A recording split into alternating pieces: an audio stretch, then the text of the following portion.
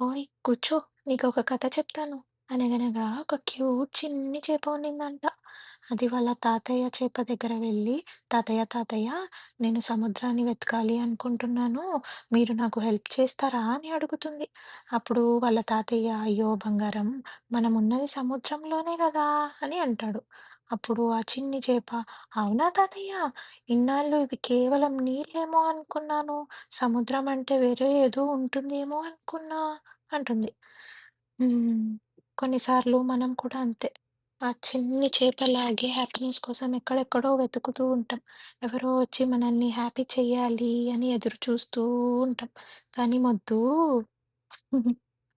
అది నీలోనే ఉంది. It's within you.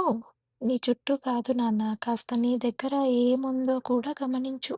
Only you can make yourself happy.